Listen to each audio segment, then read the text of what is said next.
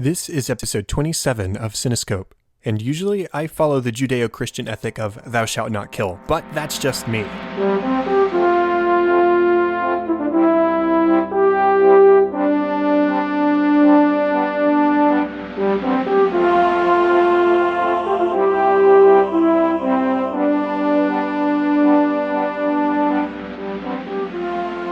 Welcome to Cinescope, where our goal is not to criticize or to assign ratings, but rather to celebrate the movies we love, exploring story, characters, music, and relevance to the world around us. I'm your host, Chad Hopkins, and joining me today are Aaron Lindsay and Craig Underhill to talk about one of their favorite films, So I Married an Axe Murderer. How are you two doing? I'm doing good. How are you, Chad? I am doing well. Craig, you doing okay? Awesome. Great. This is going to be a little bit of a different episode of Cinescope because it's a little bit of a different movie than the kind of things we normally talk about. So before we get into the subject in particular, how about you guys introduce yourselves? Aaron, you first? Yeah, my name is Aaron Lindsay. I'm a co-host of Two Middle-Aged Dudes and a Microphone with Craig.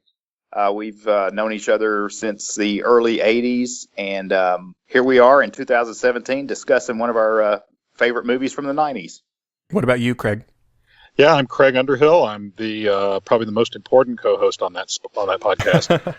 No comment from Aaron. Okay, so I'm trying to be good. We have been friends since back in the high school days, and we both love this movie. We have a tendency to love offbeat movies, and so this is one that's quoted very much by us, and actually more people than you think. I think.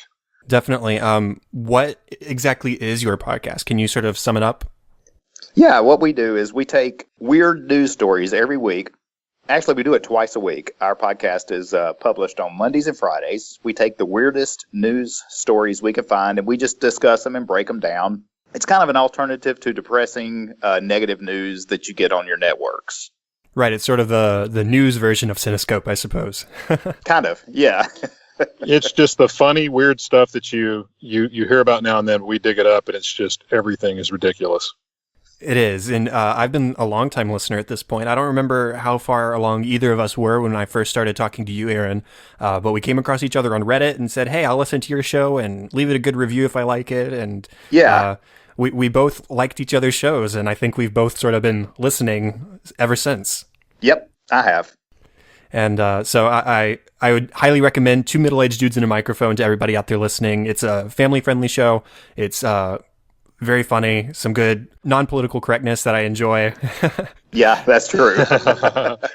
Keep waiting to hear about that sometime. So Right. Expecting letters. If we could take just a second and go back to your previous episode with Toy Story 3. Oh, yeah. Let's talk about it real quick. Craig and I live in a small town, and the most famous person to come from this small town was Jim Varney. And I think Craig's house is actually close to where yeah, pretty much the same neighborhood.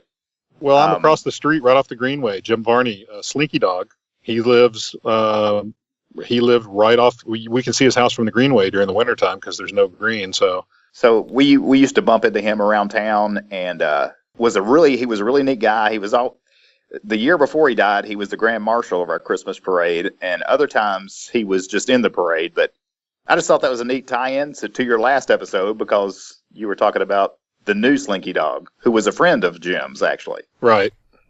Blake Clark was hired as Slinky Dog in Toy Story 3 to replace Jim Varney, and they found out after the fact that, hey, they were actually really good friends after starring in a movie together, either in the late 80s or 90s. I don't remember for sure which.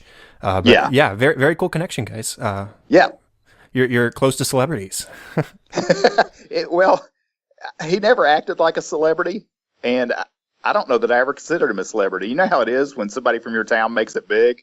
You know, right. Joe down at the drugstore becomes a movie star. He's still just Joe.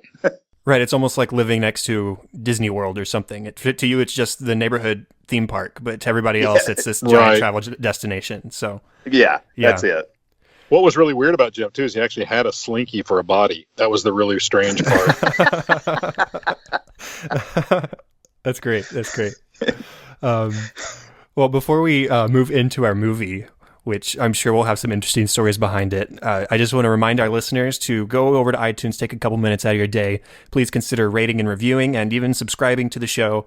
It's always a big help to us podcasters. That is sort of our bread and butter, is iTunes reviews. The more of those we get, the more of an audience we get, and the more great content we can put out there for you. So please take a second, go to iTunes, do that for us, and we would certainly appreciate it.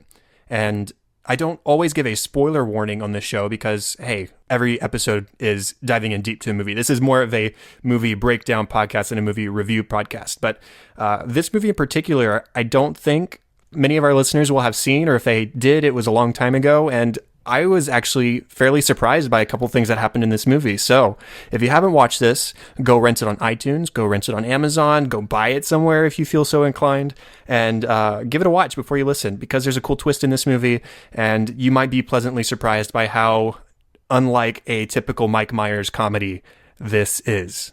So and it's funny. Yeah, it's definitely a funny movie. Yeah. It's very quotable, very quotable. It is quotable. So with that, how about you guys? Are you ready to start talking about So I Married an Axe Murderer? Oh, I'm ready. We never stop talking about it. Oh, good. So this should feel pretty natural. That's sad but true. Let's dive in. So I Married an Axe Murderer was released on July 30th of 1993 and was directed by Thomas Schlamm, who directed Miss Firecracker, but is more known for his TV work. He directed the pilot episode of Spin City with Michael J. Fox, the pilot episode of Parenthood, 5 episodes of Manhattan, and he's actually really well known for working with Aaron Sorkin on stuff like The West Wing and Sports Night, as well as the short-lived Studio 60 on the Sunset Strip. It was written by Robbie Fox and with some additional uncredited work from Mike Myers himself and Neil Malarkey. The music was by Bruce Broughton, who was known for his TV work such as Quincy M.E., Dallas, and film work such as The Boy Who Could Fly, Harry and the Hendersons, The Rescuers Down Under, Honey, I Blew Up the Kid, Homeward Bound, The Incredible Journey and its sequel, Lost in San Francisco, Tombstone, and Miracle on 34th Street. And the movie stars Mike Myers, Nancy Travis, Anthony LaPaglia, Amanda Plummer, Michael Richards, Brenda Fricker, and Matt Doherty. So, how about Craig? You start this off. What was your first experience with this movie? What started this obsession? Well, at the time, I remember seeing a sort of peculiar teaser for the movie in the theater. I saw it's Mike Myers kind of breaking down the fourth wall there, and he's in a director's chair, and he's just almost. It's not even a preview. It's like him going on, and he goes this maniacal laugh, and of course at the time, Mike was really, he was really hot at that moment, and it was like, I got to see this, because he cracks me up anyway. I don't clearly remember if I saw it at the theater or if here's a little thing about my background, by the way. At the time this movie came out, I worked in video distribution, so this movie came out on video. It was actually, I had a copy of it pretty early, and I think that probably began it then, because I was there during the promotion and marketing of the movie to the video stores, if anybody remembers what those are. And I think it probably just at that point kind of fused with me. And my brother and I, just everybody, just anybody that loved the movie, we just constantly quote it. And Mike is so funny, and his characters that anyone watching it will see, he plays 2 different characters in this, is so funny. And it's almost like you want to see this other character. He plays his father. You want to see him play this character more than himself, because he's such a great character. So I think just at that point, it's just been part of my life ever since. It's just a quotable movie for me, if that makes any sense. It does. And we've talked about this on the show before, but sometimes just the right movie at a right time in our lives hooks us. And there's no real explanation behind it, but it's hard to let go once it's sort of latched on and embedded itself in your psyche in a way. What about you, Aaron? I actually took my wife. Let me rephrase that. I drug my wife to the theater to see this movie, kicking and screaming. She's a typical woman, and she doesn't get all the humor that Craig and I enjoy. But we saw it in the theater, and it like you said, I think it was the time of my life when this movie just hit me as probably the funniest movie I ever saw. Had a fantastic soundtrack. Mike Myers in the dual roles just floored me. And Craig and I both agree that Mike Myers as his father in the movie was actually funnier than Charlie Mack, his main character.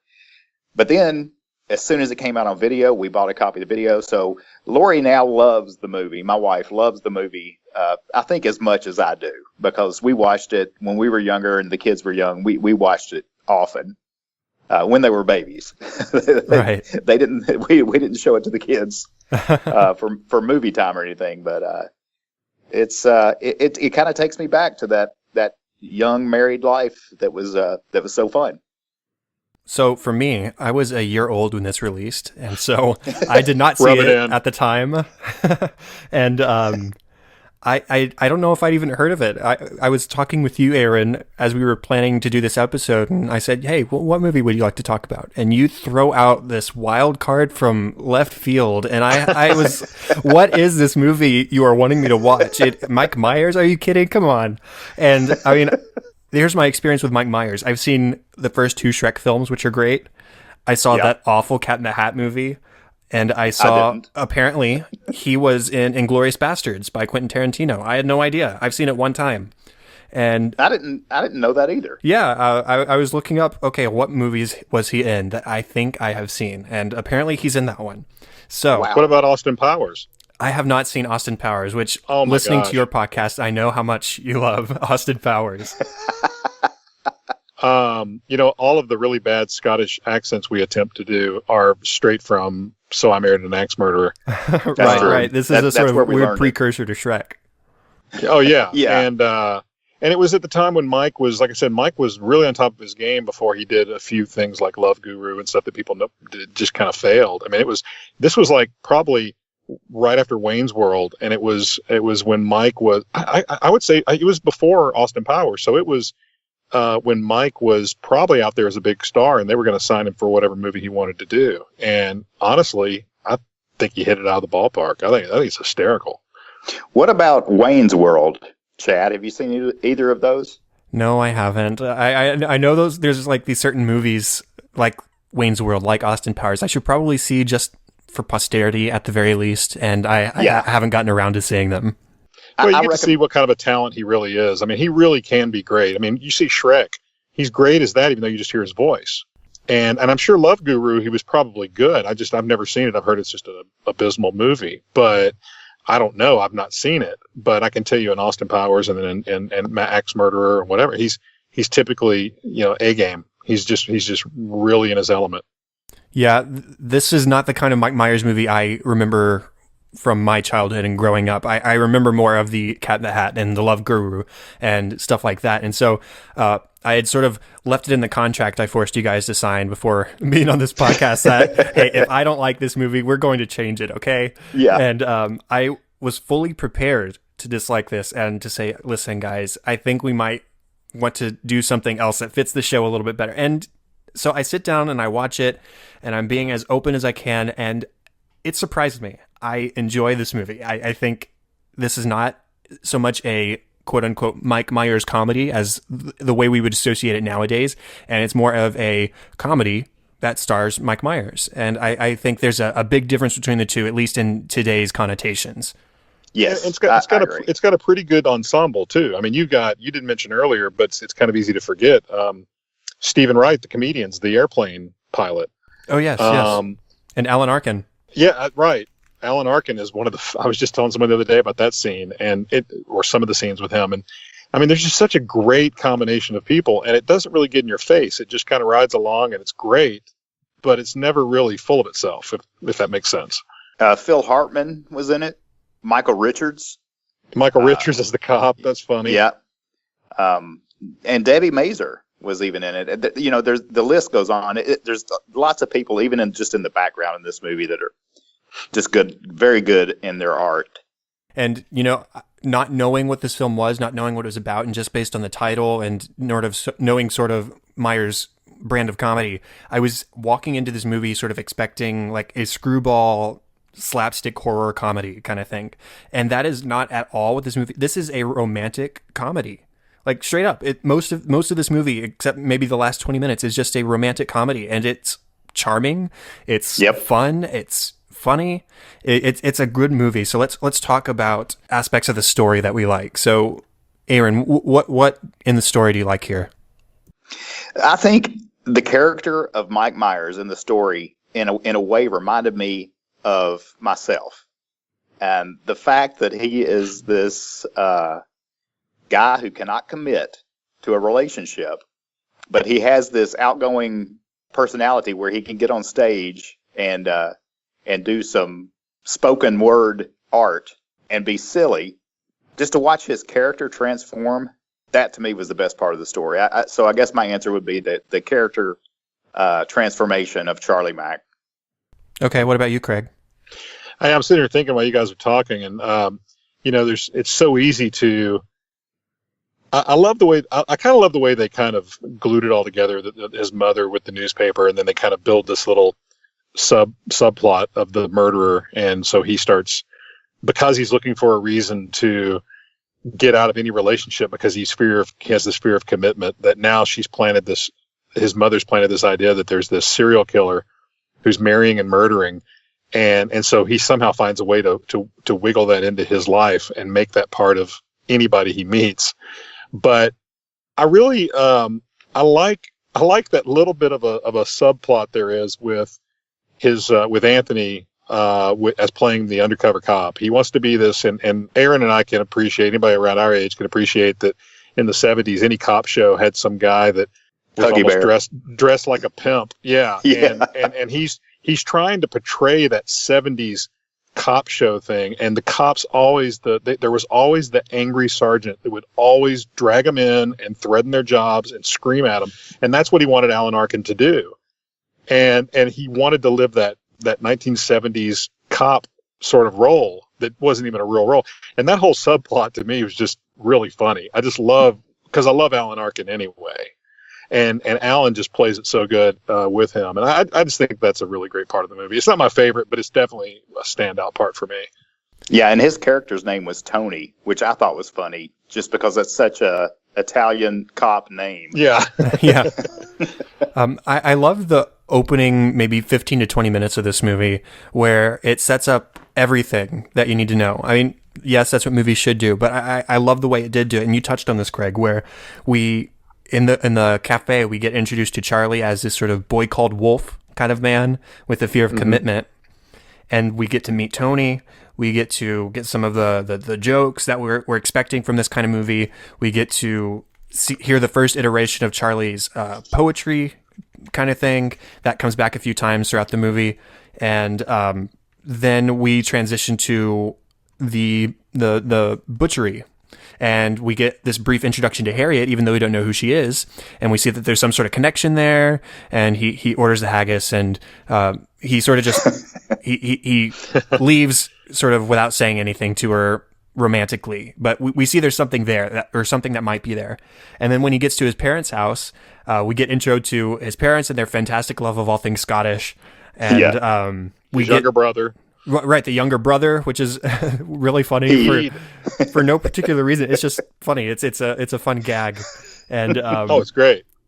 And then we get more information from Charlie. We get him saying, "Hey, I'm actually terrified of marriage. I'm not just scared of commitment. I'm terrified of marriage." That's exactly what he says. And then that leads off into the funny joke about the paper and the worldwide news. And yeah. I still quote that to this day. I hear Craig quote that at least weekly. Because it's a well-known fact, Sonny Jim. And so we get all this set up in the first 20 minutes or so, and we get the introduction of, or the planting of the seed that his soon-to-be wife might be a murderer. And so it adds everything up together. We get this boy called Wolf combined with the worldwide news story, and it all just fits so perfectly together to set up the rest of the film. And another really it kind of conflicts a little bit, which is great, is Nancy Travis, Harriet. She's so charming. I mean, she's so cute and she's so lovable that you're going, could she be that? You know, it doesn't feel like she could be. You know, yeah, but if you're like me, you think, well, what do you expect a serial killer, an axe murderer, to look like? And then I think, well, they may look just like that. You never know. You never know. Right, and the whole time everything seems to add up that, hey, maybe she is, but then I guess we can go ahead and mention the twist. The twist is, of course, it's her sister who's killing all of her husbands. Amanda Plummer. But yes, Amanda Plummer, and I honestly did not see that twist coming. Looking back, it definitely made sense. There were little moments where she sort of laughs at the aspect of Harriet calling out Ralph in her sleep. I mean, little things like that, which we'll get into, but it makes sense going back, but going through the movie, you don't really suspect it the first time. And I really appreciated that there was a sort of twist that actually honestly surprised me. Kind of a funny story about Amanda Plummer. I've told Aaron this, I'm sure, many times, but at the time that movie was probably filming, I was in San Francisco because, like I said, I worked in video distribution, and I was on a trip with Universal Pictures, and this was a Columbia TriStar movie. But it's all in San Francisco. And I got on the elevator at the Four Seasons, and Amanda is the only one in there, and she's cowering in the corner of the elevator. And she was exactly about as odd as you would expect. She was, if you've seen The Fisher King or you've seen this movie, I mean, she was friendly, but it was like it was like she was withdrawing into the corner. She couldn't get any further into the corner. And I said something to her, and realized it was, but I said something to her, and she just, it was just weird. It was socially odd, but it was funny because I think that was probably when they were filming the movie too. So that's my little story. It was kind of interesting, but later on I became such a fan. That's very cool. And one other thing I wanted to mention the story was the twist on maybe classic romantic comedy tropes, where you've got the typical bonding scene where they're first feeling out their love for each other.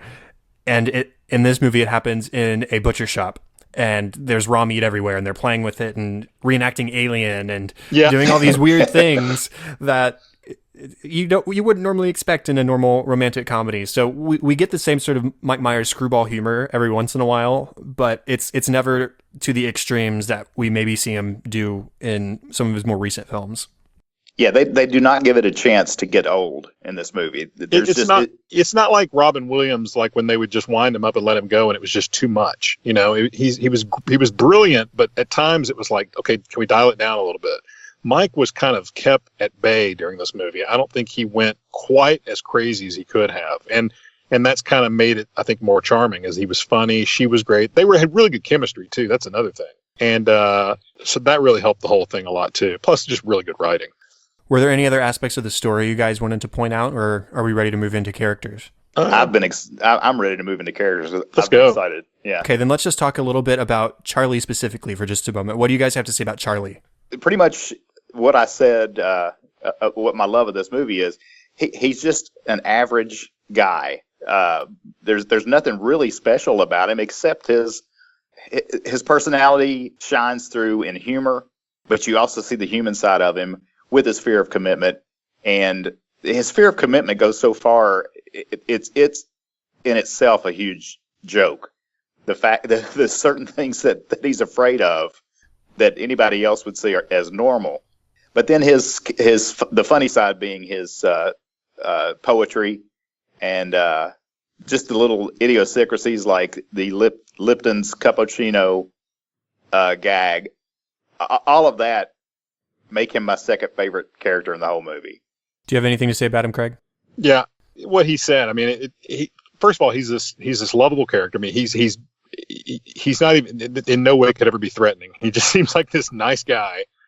And one of my favorite lines in the movie is he's coming up, he's talking to Anthony. What's Anthony's character's name? I'm totally blanking. Tony. Joe. Tony. He's talking to Tony, and they're sitting there at the very beginning in the Java bar, wherever they are, and he says. He's going, well, what about this girl? What about this girl? And he finally just can't come up with excuses. And he goes, she smelled like soup. Yeah. it's like he just had to have an excuse for it. So here's this like really nice guy, unassuming guy, whatever. You know, he's a nice guy. You want him to win. And he's likable. So, one of the problems with a lot of movies and drives me nuts sometimes is you don't care about the character. They just don't write it well enough. And you actually care about him from the beginning because you think he's a great guy. And so you want him to win, you want him to do great, but it's just funny to watch him and the ridiculous extremes he goes to. This movie tackles some of the fears that I think a lot of people experience as far as stuff like commitment and long-term for the rest of your life kind of thing. And so we see in Charlie that he's a guy who loves the whole falling in love process. He's good at it. He fears the happy ever after, right? He fears pressing save and locking it in for the rest of his life. Yeah. And so when it comes time for him to spend time with Harriet after their first date, and he says, I like you a lot. I want to do this, but I also don't want to hurt you. And so he gives her an out. He says, if you don't want to do this, if this isn't something you're happy with, I am going to walk out because I don't want this to turn into something that might eventually hurt you. And so you really feel for him because you can see how happy he was on this date. You can see how much he likes her, but you also see him facing the truth of his situation, what has happened in the past with his relationships. And then, of course, that's turned on his head as she says, I want to spend the night together. I want to spend the night together. And you get this funny sequence of him chasing her up the stairs as he's depantsing. So, I mean, he sets that aside pretty quickly, but there is that moment of genuineness that I really appreciated because you understand where he's coming from. You understand that, yes, he cares about this girl, but he's also cared about his previous girlfriends. And they all ended the same way, with him getting scared to take it a step farther in the relationship and having to end things. So, then as he does commit himself to her and they're going through and everything's so happy and they're having a great time. And then he still ends up expressing doubt, and it leads to the breakup, and we see his immediate regret, especially when she says this particular line. She says, "At least you left early on." And we're left as an audience thinking, what does that mean? Does that mean is that planting doubt in us as to whether she is the murderer or not? Because that's presumably why he's breaking up with her, is because he thinks that she is Mrs. X, who's killing all of her husbands on their honeymoon. And then she says something like that, and it sort of throws a wrench in that equation. And we see it do the same thing to him. And in that moment, we see him think, okay, is she Mrs. X, or am I just continuing to express my fears, my insecurities again? Yeah. Yeah, and that's the hook. That's what gets you, because at least me, I thought, wow, it is her, at that point. Right. He can't figure it out, but we can't either. Yeah. It's like, is it her or not? Are they throwing these little, they faking us off over and over again, or is it really her? And I really don't get caught up too much in the whodunit in this whole movie. You're just kind of watching, and really I started getting more invested in, you big dummy, don't lose her. I was Right. kind of like, yeah, heck, even if she's an axe murderer, she's cute. Don't lose her. Yeah. What's your problem? She's worth dying over. Yeah, and there even was a point in this movie, watching it the first time, where I said, maybe there isn't a murderer aspect to this movie at all. Maybe that was just the like sort of a metaphor for his insecurities, and that was the whole twist of the movie, was that there wasn't a murderer, right? Yeah. He was just trying to find any reason to end his happiness because he was afraid of it. Well, and also look at the source. It was like a National Enquirer type of tabloid. Right.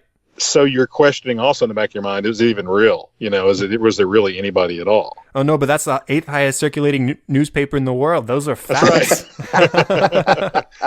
Well, who controls all the newspapers? Right. The Pentabbit. Colonel Sanders. Oh, how can you hate the Colonel? Makes me crave it fortnightly. Well, let's go ahead. Is there anything else we wanted to say about Charlie, or are we ready to move on? Let's move on. How about Harriet? We've already talked about how likable she is. I mean, frankly, she's lovely. I think she's beautiful. She's got a fun personality. She fits neck and neck in with his sort of weird idiosyncrasies. And they really do seem like a perfect match. I think she's fantastic. Yeah, and that's one thing that led me to think maybe she actually was the axe murderer, is there were no flaws. I could find no flaws with her character. And not to take away from her, but there's really not a lot to her character. I mean, we've named everything, but she's kind of got to be there to move the story along. She is the catalyst of the story. So it's not like there's a little bit of the backstory where she's obviously moved around and there's all this something going on. You don't know what's happening, but she's not exactly complex, I don't think. she's just necessary. And I'm not minimizing her character, because as we said, we love her, but to go on about her probably is not as easy. I mean, I thought it was kind of hard to go on that long about Charlie, to be honest with you.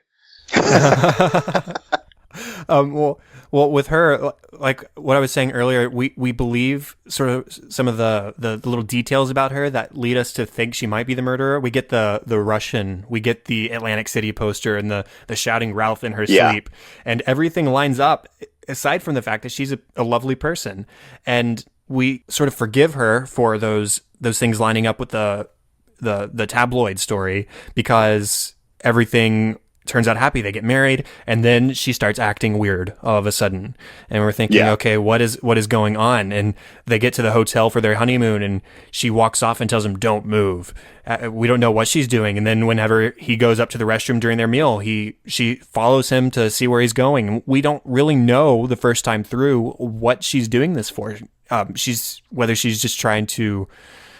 Whether she is trying to find an opportunity to kill him, frankly. Yeah. And so, looking back afterwards, you see, oh, she's scared he's going to leave her. Yep. And I think that adds a different layer to her character there, Craig, is maybe she's not the most complex character ever, but there is this layer of complexity added when we realize that those moments are her insecurities at him leaving, not her trying to enact some sort of vendetta, but the fact that she's worried that the same thing's going to happen to her now as happened to the last 3 husbands. Yeah, that's most of her stuff is about emotions, and being a guy, I don't want to talk about emotions. So, but towards the end, you're talking about, when they're at the hotel. I mean, and not to get off track from characters, but the movie takes such a complete turn. It becomes this thriller at the end, up on the roof, and it goes from being this happy-go-lucky romantic comedy to being this intense, scaling up and down the roof of this big hotel, and it just really switches gears on you. It does. And I think we're probably through saying things about Harriet, aside from, I mean, again, she's just lovely. And it's funny imagining her as a killer for a second, because it really doesn't fit aside from these personality traits that semi-line up with the story.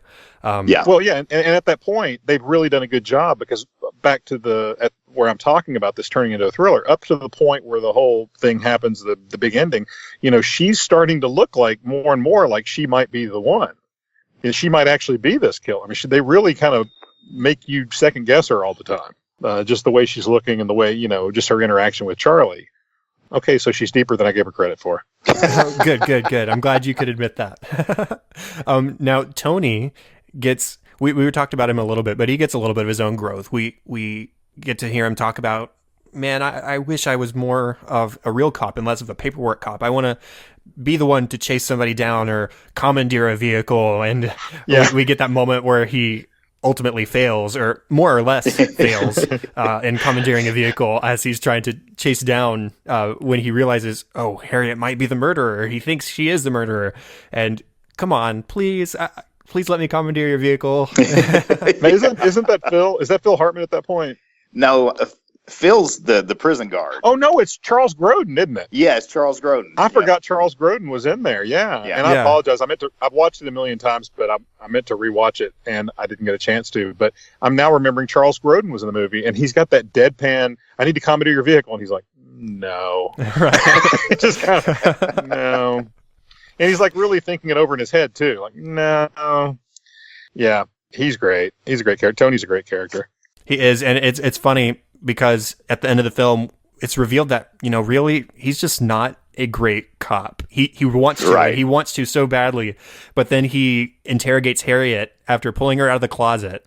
I mean, obviously, since he's not doing anything in there, and he handcuffs her, he lights a cigarette, he tries pulling off this tough guy routine, and meanwhile, you hear chops of the axe from the roof above them as Rose is ultimately trying to kill Charlie, and he's completely ignoring that in favor of trying to interrogate Harriet, because he's convinced she's the one who did it. Yeah, and she's even telling him, you need to go help him.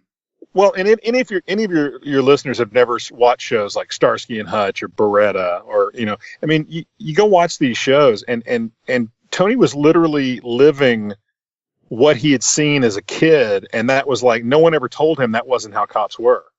Right. And it was like a disappointment when it wasn't that way. But that's what makes it so great. And even that whole interaction of him wanting Alan Arkin to scream at him you don't yell at me enough. You're too nice. And then Alan yells at him at one point. He's like, was that too much? He's just like wanting him to be really mean. And you've really got to watch those old shows to appreciate that, where that's coming from, because it was so, use the term trope. It was very tropey back in the 70s. You had to have somebody, you always had to have the same formula almost every time. And it was just funny. Right. What about Rose? Any quick things to say about Rose? I mean, she's not in this movie very much until the climax of the film. And what sort of caught me about her character was the idea that she has abandonment issues, and through her abandonment issues, she's causing abandonment issues for Harriet in turn. Yeah. Plus, she was really creepy. Every time I saw her, from when he walked into the bathroom and she was there, the first time he met her, she had this real creepy vibe.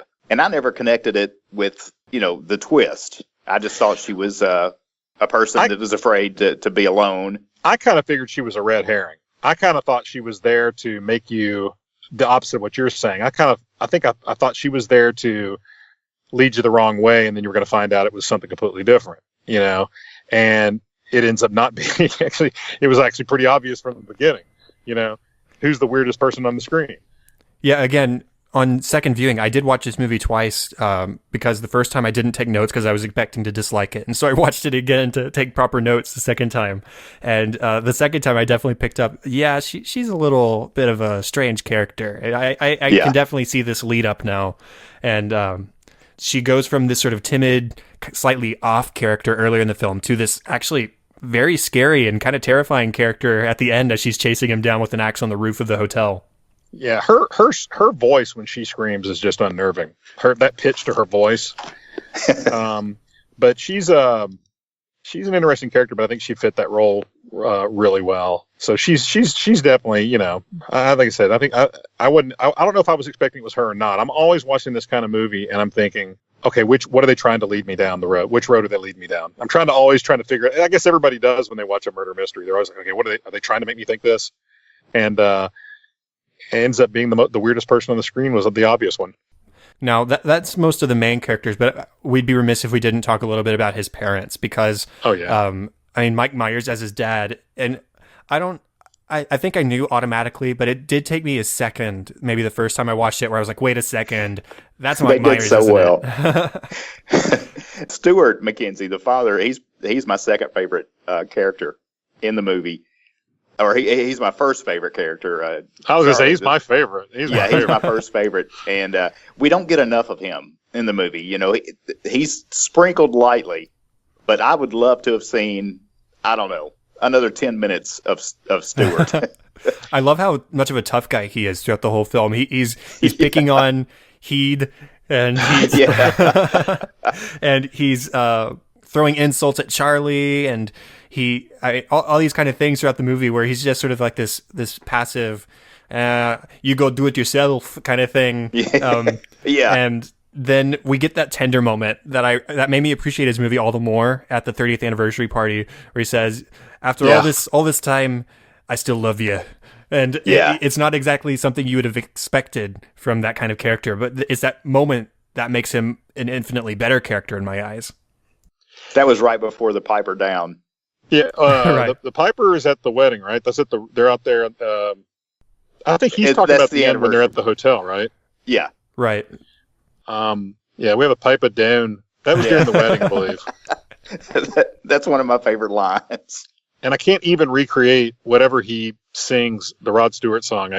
Who's also Scottish, by the way, Rod Stewart. And so that's why he's singing it. If You Want My Body, and he's like, do you think I'm sexy? That was the song, right? Right. And he's like, and he's just babbling on until that one old guy is just standing there, just falls over with his bagpipes. And we just got to pipe it down. The piper is down. Yeah, something I really loved about his parents, and him in particular, was the first time we go into their house, there's a Scottish Wall of Fame that he's dusting off, and you see Alexander Graham Bell, and you see Sheena Easton, of all people. I mean, you see all these like weird people that you really wouldn't put together, except, I guess they all have common Scottish ancestry. And I'm sure the Bay City Rollers were in there somewhere. Exactly. I was about to say he's dancing to the Bay City Rollers, which is a Scottish group. They were in there, And every song he sings is by some sort of Scotsman. Scottish. Because then there's another Rod Stewart song that he sings. He's singing "You're in my heart" or whatever it's called. And he's making up words because he's drunk beyond all get out, and it's a funny moment. And just the whole interaction between him and he, and go upstairs and cry in your great big pillow. He's got that ridiculous hair. He's got he doesn't even have a forehead. He's got a 5 head. Yeah, he's like this giant head, and just this poor kid, the abuse he's taking from him the entire time. And also in the back of my mind, I keep thinking, how old were they when they had him? He's so young. That's true. And Brenda Fricker, who played the mom, I thought she did a fantastic job. Fantastic. Because to me, she played the same role in most everything she ever did.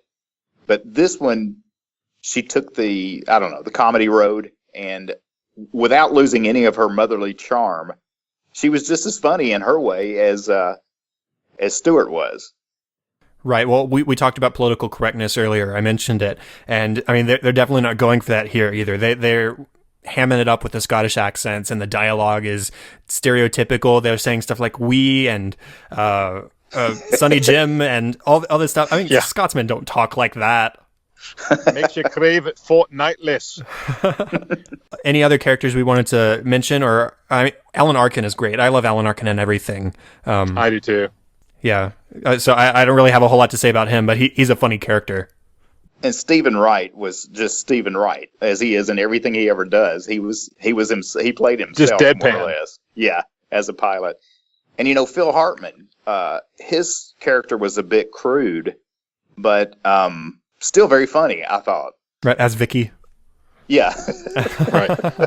Well, and Michael Richards, when he's talking in the police station, and he comes up to him and he thinks he's getting on to him for being mean, and he just flips out and walks off. Right. I'm the bad cop.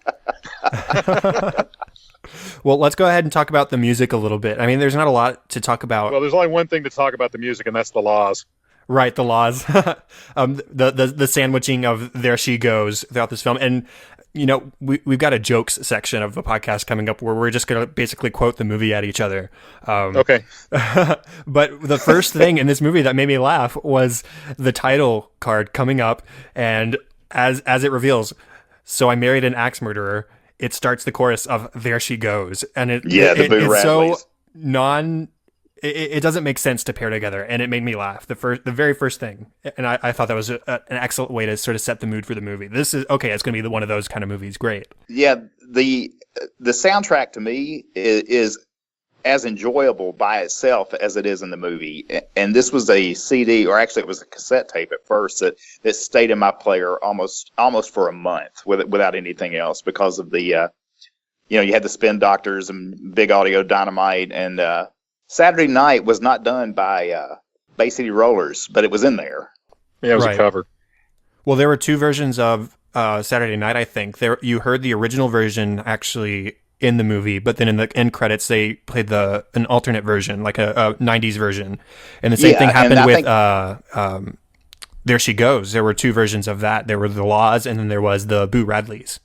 Yeah, the Boo Radleys made the soundtrack, and somebody else did Saturday Night on the soundtrack. It wasn't the Bay City Rollers, but I'm drawing a blank. Ned's Atomic Dustbin. That's it. Yeah, Ned's Atomic Dustbin. So yeah, I mean the 90s nature of the soundtrack, it screams 90s, and I think that's perfect for this movie. I have no complaints about it screaming 90s. It's music that I remember from my childhood, and definitely put me in the mood for this kind of movie, I suppose. Good. And then because I always do, I'll just mention the score by Bruce Broughton. It's not prominent here because of the actual soundtrack, the pop songs, but I love how it's mostly jazzy, sort of like the kind of stuff that you would hear in the cafe where he's doing his beat poet routine. And it's almost like his whole life is a beat poet routine. And I love that sort of notion. I actually ordered the soundtrack because there is a release of his music, of Bruce Broughton's music from this movie, the jazzy kind of stuff, out there. And so I ordered it. I should get it sometime this week, I think. And so I'm looking forward to diving into that specifically a little bit more as I now that I'm familiar with this movie and can appreciate it in that way. Oh no, what have we done, Aaron? We've turned somebody else into a monster. We're starting an axe murderer revival. Yeah, we are. And then I got to say, Charlie's songs, or quote unquote songs, whatever you want to call them. There's one on the soundtrack called "This Poem Sucks," and that's the one where he's apologizing to Harriet and he's trying to rekindle the relationship. And I love how they're all the same, and he's just essentially changing the words. And it's funny to see how he twists this one and how he pronounces a word in this one. And it's funny, but it's also a good insight into his character at the same time. It's also funny to me that that's actually a real cultural thing. That's actually a thing, and Right. or at least it was. And it's just funny that a person, to me, and I don't mean this insulting, I can't relate to it, but you would go down to these clubs, get on stage and do this, you know. It's funny, you know. And I think he probably just took that idea and just made it so funny. It's just good stuff. But I believe he did order the large cappuccino. Let's go ahead and make this the jokes section of the podcast. So normally at this point, we talk about the sort of relevance and the themes and the life lessons we learned from watching this movie. And I mean, let's be honest, this isn't that kind of movie. Yes, we can learn about facing our fears and overcoming our insecurities, and that's great. But in the end, this is a comedy, and we're here to laugh. And so let's talk about our favorite laughter moments. So I already mentioned that There She Goes playing as the opening title starts. It's so mismatched. And then the next thing that really made me laugh was when he's explaining why he broke up with his girlfriend. He says, she's a kleptomaniac. Listen, to this day, I still don't know where my cat is. That's not exactly where I expected the conversation to go after mentioning kleptomaniac. I was thinking, oh, she steals candy bars, or she steals a pair of shoes every now and then. Oh, she stole my cat. Okay. And that made it into one of his poems. It did. Yeah, she stole my heart and my cat. And my cat. What about you guys? What's something that really made you laugh? Oh my gosh. What didn't make me laugh? I mean, I've got a list. We could do this on a rotation system if we wanted to. You go, I go. mean, yeah, let's do it. Okay. I'm ready. Okay, Craig, you're up. Oh, I mean, I just immediately go to, head. Look at the size of the head of that. Look at the size of that noggin. It's like an orange on a toothpick. It's just that whole band. I go upstairs and cry on your great big pillow. That whole thing just cracks me up, and he never even has concern for the kid. He's just he's never sympathetic towards that character. Heed, pants, no. or when his mother calls for the paper, he says, "Yes, dear. Heed, paper now." No. What about you, Aaron? There was one part where Charlie was talking to Harriet, and he was saying that he said, "I'm afraid you're going to kill." He started to say "kill," but he said, "I'm afraid you're going to leave me." And she responded with, "That I'm going to cleave you." Which is actually funny because she's a butcher, right? Yeah, She right. could cleave him, but that is funny. And not to steal a turn, but to that point, one of the things he says to her that I think is funny, it's just kind of a real small line in the movie, is when they're talking about the haggis, and he says, I believe that most Scottish food is based on a dare. Right. Yeah. He says, "Oh, I find it absolutely repellent." I mentioned Alan Arkin, how much I love him. He always makes me laugh. He has the funniest line in Get Smart, which is a movie that I'm sure we'll talk about on the podcast sometime because I love it so much. But in this movie, the second time we see him, where he becomes the cop that Tony wants him to be, and he's interrogating him and he's yelling at him and he throws him against the wall, and then Tony walks out and he walks back and "Oh, that was great," and he shrinks back. He's no longer the character we thought he was. And I don't know, I thought the beginning was good, but then it took it too far. Yeah, exactly. It's a critique. And I may have to watch Get Smart now that you mentioned that he's in it, because I only know the TV show Get Smart. I didn't know Alan Arkin was in the movie. I might have to go back and watch that now. Oh, you definitely do. That is that's probably my favorite comedy movie, I would say. Well, the show is so good, I'd be afraid to try to put the movie up against it. So I might have to go back to if Alan's in. Alan's really also good in Edward Scissorhands. He really cracks me up in that movie. He's just as the kind of mild-mannered dad. He's Winona Ryder's dad. Go back and watch Edward Scissorhands if you haven't seen it. He's really good in that. Will do. A joke that was made here, jokes are only as good as your audience understanding the joke. And I don't think a lot of people would get this one. You guys probably did. But he says, I like the nightlife. I like to boogie. Yeah, that's a song reference to I Love the Nightlife by Alicia Bridges. And, I have a strange predilection for 70s music. So I know that song very, very well. And I picked up on that quote immediately, and it made me laugh. If you listen to our podcast, I have that same disorder of anytime somebody says something, I will quote a song. It drives Craig nuts because half the time it's a song that only I know, from some band that never made it out of Nashville. Right. But or he'll quote something hip hop that I don't know any hip hop stuff at all. So right, that happened on this week's episode. I was listening earlier today. If it's an '80s British band, new wave band or something, I'm probably going to get it. But if it's not, he does hip hop, I'm out. Yeah, I have no idea what he's talking about. Yeah, and I'll drop some Run DMC or some Beastie Boys, or this week I dropped some Oak Ridge Boys, and Craig thought it was hip hop. No, I didn't. I knew it wasn't hip hop, but I didn't know what the song was. Another line that made me quote in this movie was Rose inquiring, how would a breakfast of pancakes and orange juice and bacon and Kona coffee sound? How does that sound? He says, oh, that would be great. And then it cuts to her pouring a bowl of Fruit Loops. Sorry, I didn't have any of those things. You're like, cuckoo. And you mentioned the touching moment where he was talking like 30 years ago today, May and I were married. When he finished that line, and May said, that's true. He said, but I'm glad I married you, May, because, hey, it could have been worse. Right.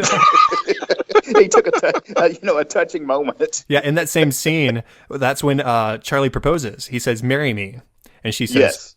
No. And he just goes, please? like it was a test.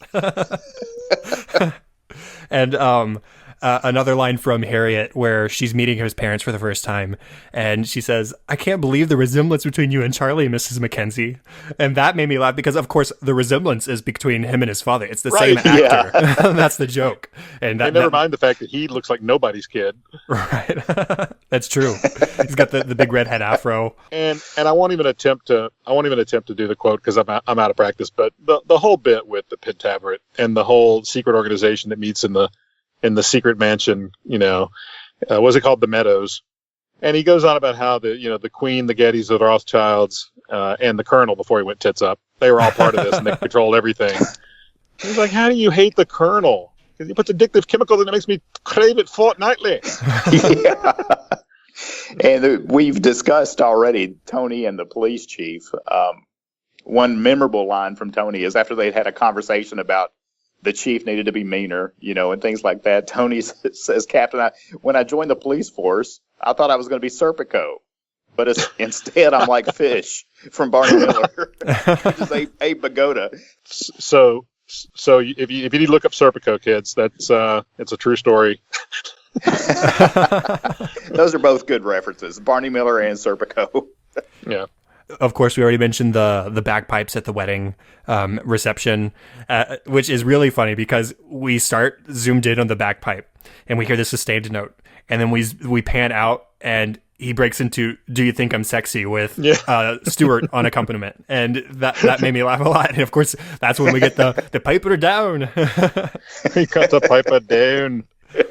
And who is that guy? It's like that guy's just nowhere else in the movie. He just shows up and he falls over. Right. He was just there for entertainment.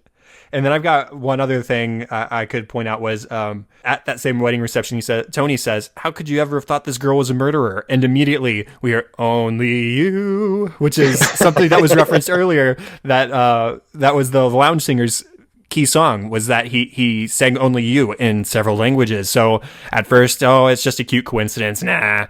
And then she switches into French, or then into Italian, and then into Spanish, and she's switching in between these languages, and we see, oh no, what has happened? Everything was right. Everything was true. Yeah, it keeps you going for a while. You're trying to figure out what the heck, and then, like I said, it just turns into a whole nother thing all of a sudden. So I like that about it. I do too. So any other jokes that we want to wear out real quick before we sort of close up? I'll probably remember all of them after we hang up. I don't know. I can't remember. Well, any other, what about final thoughts, closing thoughts? What, if you had one thing to say about this movie to the people out there listening, what would it be? Well, this movie, you can, even with us, this show telling you what happens in it, to find out who it is at the end doesn't ruin the movie for you. It's a feel-good romantic comedy. It's funny. All the characters are lovable. except maybe Amanda Plummer, and they're all lovable.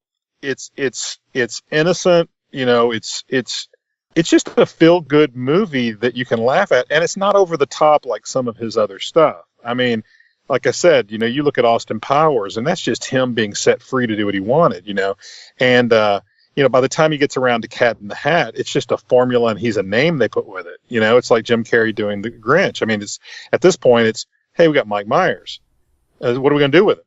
At this point, we're not at that level yet. He's probably at this point done Wayne's World, and it was huge, but he's still a Saturday Night Live guy like Eddie Murphy. He's a guy that's making movies now, and we love him, so we're going to go watch his movies. And he wasn't it wasn't tired at this point, and so it's a really good movie. So you don't get the blockbuster Mike Myers, but you get a feel-good movie, and everything, all aspects of the movie are just really good. So if you've never heard of it, you need to at least try to watch it. And you're living proof that you were bent on not liking it and then ended up liking it. So exactly. I would say just go into this movie with an open mind. I announced on the Cinescope Twitter today that we were going to be doing this movie, and I put in the couple of rental links so people could go watch it before they listened.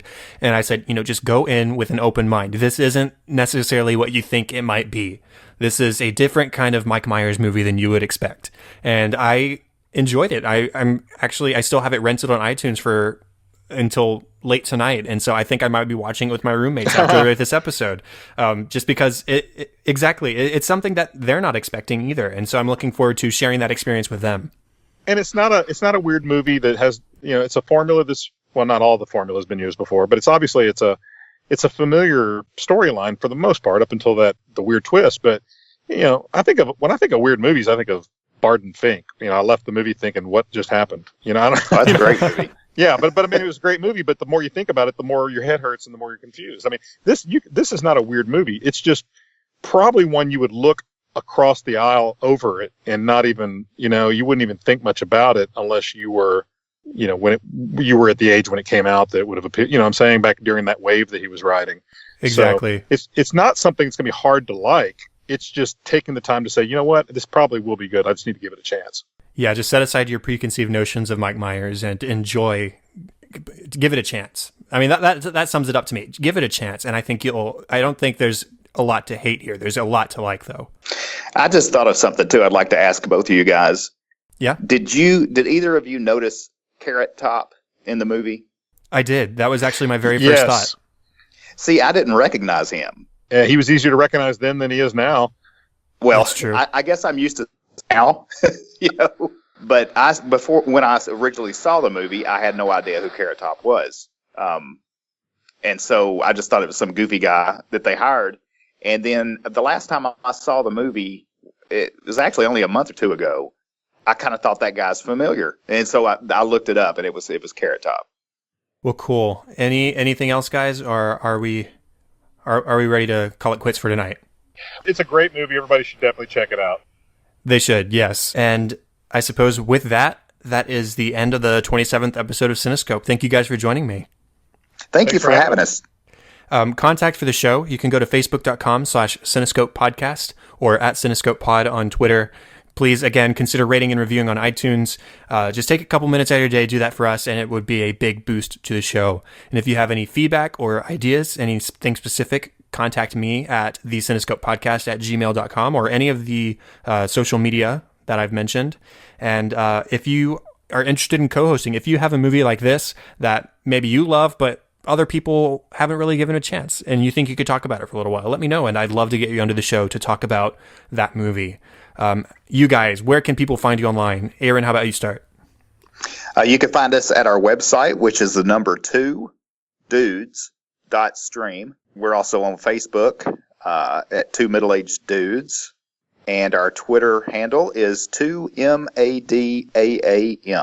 And now available on TuneIn. Yes, I saw that today. Yep. And I would definitely encourage you to go seek out 2 Middle-Aged Dudes and a Microphone. It's like I said, it's a family-friendly, goofy, fun kind of show that it's short episodes. They come out twice a week. I always have a great time listening, and I always look forward to new episodes. So thank you guys. Continue the good work. We appreciate that. I hope you are still enjoying Cinescope, and I yeah, definitely go check out Two Middle-Aged Dudes and a Microphone. Thanks so much. Thank you. And the best place to find me is on Twitter at Chadadada, that is CHADADADA, and on Facebook.com/Chad.Hopkins. And all the show notes, all the contact information can be found at thecinescopepodcast.com. And that's all for this week. Thank you guys one more time, Aaron and Craig, for being on the show. It's been a blast. It has been a lot of fun. Yes, and thank you for introducing me to this weird Mike Myers movie. Enjoy it for the third time. Definitely. And thank you everyone for listening to episode 27. I'm Chad Hopkins. This was Cinescope, and we'll be back next week with episode 28. Have fun and celebrate movies.